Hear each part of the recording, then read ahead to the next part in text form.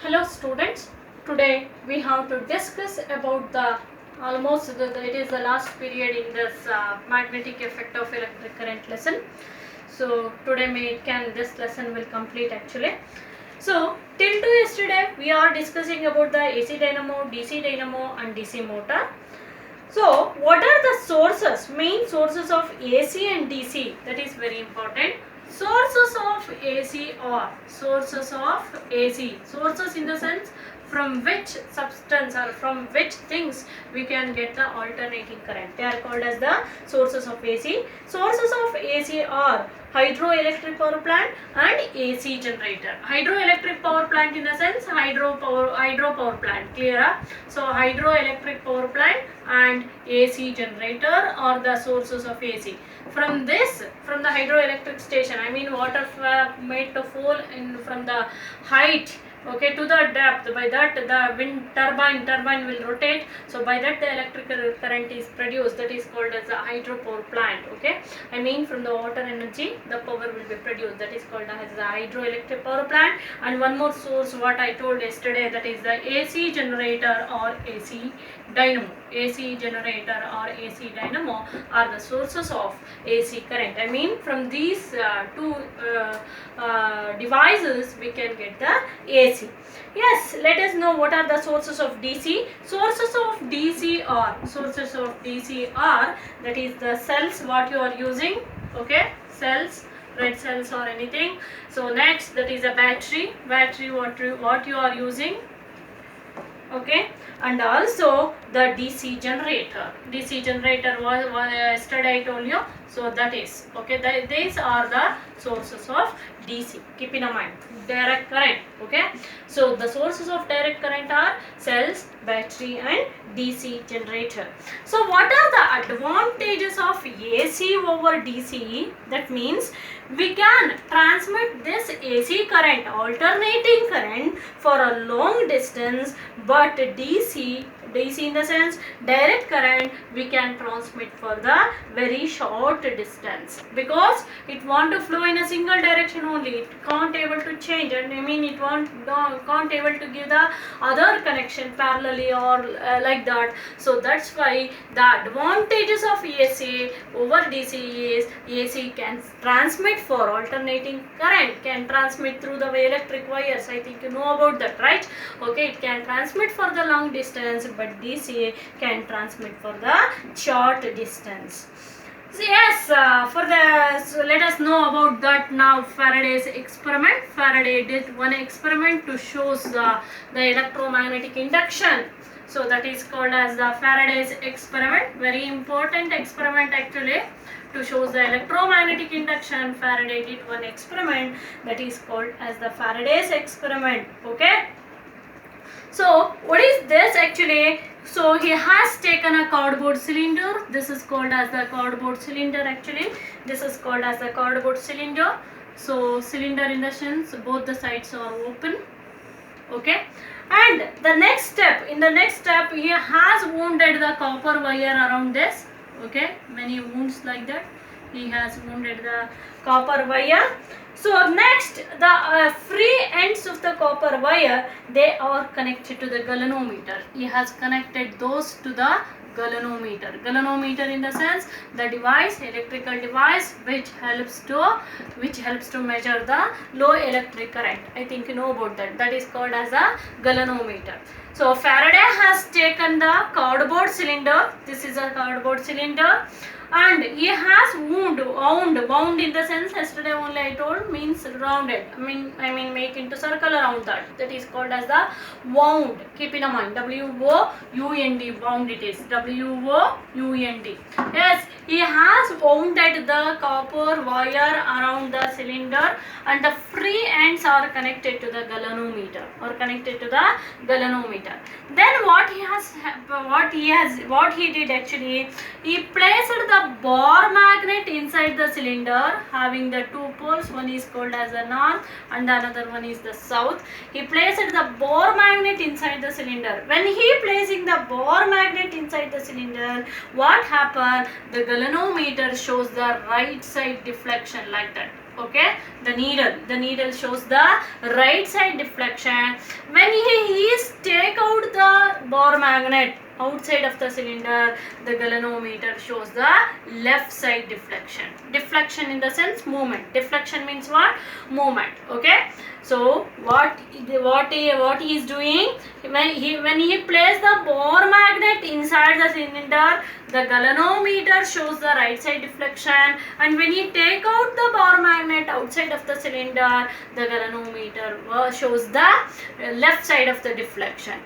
And but while he is keeping the bore magnet inside or completely has taken out, by that time, I mean no bore magnet inside of the cylinder, by that time the galvanometer shows no deflection. That is very important. Why it has showing no deflection? Because that bore magnet is at stationary. Stationary in the sense, I think you know about that. Stationary means rest. Okay, so at the time of bore magnet inside of the cylinder and not the bore magnet presence is not in the cylinder, by that time the galvanometer doesn't show any deflection. It is at zero. It is at zero.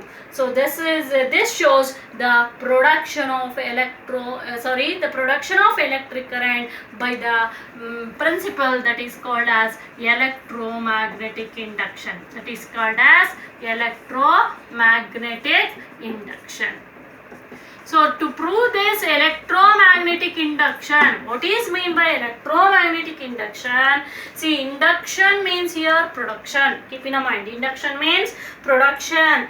The production of induced electric current or the production of electric current when the magnetic field changes with the time. When the magnetic field changes with the time. Changes with the time means when it is keeping inside and when it is taking outside with the time. That is called as the electromagnetic induction. Keep in mind, induction means production. Yes, the electric current, I mean induced current. Induced current means produced current. The electric current is produced when the magnetic field is changes with the time. Okay, so that is called as electromagnetic induction. Electric current is produced with the help of the magnetic force or a magnetic field. That is called as the electromagnetic induction. That was proved by the Michael Faraday. He was a great physicist. That was proved by whom? Michael Faraday, by his experiment, by this experiment. Keep in mind. Okay. Next is about we have to know about that. Based on this electromagnetic induction only, he has given two laws. They are called as Faraday's laws of electromagnetic induction. Very important laws. Faraday's laws of electromagnetic induction. Electromagnetic induction. Keep in mind. Faraday's laws of electromagnetic induction. Very important laws. Very important law. Yes, let us see the first one. First law is when electric current is passed to the conductor, produce the EMF. When electric current is passed, if the electric current is passed, that produce the EMF. EMF means electromotive force. Keep in mind, what is the full form of EMF? That is the electromotive force. When the electric current is passed to the conductor, that produce the EMF is the first law. And the second law is that EMF is directly proportional to the EMF is directly proportional to the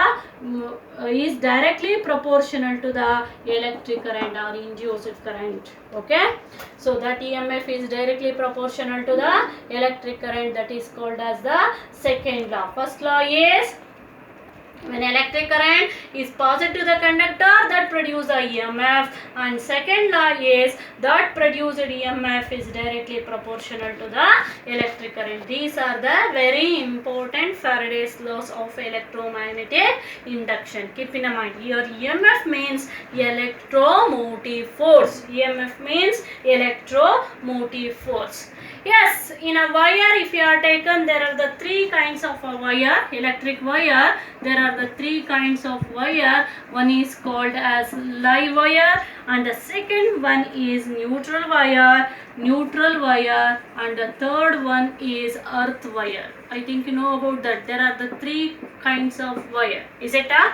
One is called as the electric wire, one is called as the live wire, the second one is a neutral wire, and the third one is the earth wire. Okay, what is live wire here? The wire which has a red insulation, which is in red color. Insulation means copper wire is bounded by or wounded by the red color plastic, that is called as the, because plastic is a non-conductor there and copper wire is a conductor. To avoid that electric shock, that wires wounded by the plastic or rubber. Okay, the wire which is having a red insulation means helps to avoid the not conduct the electric current, that is called as the insulator. I think you know about that, conductors and the insulators. Okay, so the wire which has a red insulation is called as the neutral live wire, and the wire which has a black or yellow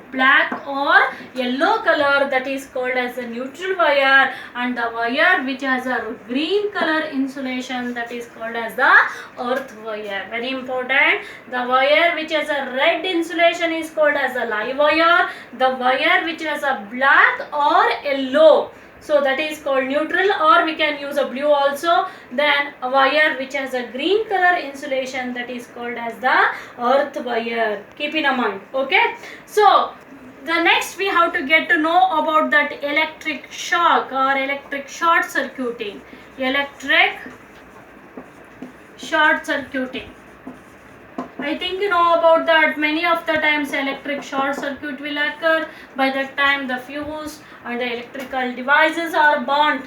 When does this electrical short circuit is occur? When the live wire comes to the contacts with neutral wire. When the live wire comes to the contact with the neutral wire. Okay, so then by that time the electric short circuit will occur. Why? Because by that time the current rises when the fuse unable to control. Fuse is a device, I think you know about that. It is connected in a circuit actually to control the high electric current. When the fuse is unable to control, by that time electric short circuit will occur. Electric short circuit will occur. By that time many of the electrical devices are burnt out. Okay, so what are the measures we have to taken to prevent that electrical short circuit?